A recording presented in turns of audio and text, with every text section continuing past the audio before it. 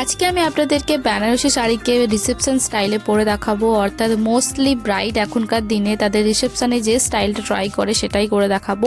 তো এখানে basic talking করার পর আমি আঁচলের প্রিটটা বানিয়ে নিয়েছি। তো আঁচলের প্রিটটা আমি বানাচ্ছি দুটো জামা কাপড় শুকুর দেওয়ার ক্লিপের ব্যবহার করে, ঠিক এইরকমভাবে, কারণ এই রকম ধরনের ফ্যাব্রিকগুলো একটু মোটা হয়।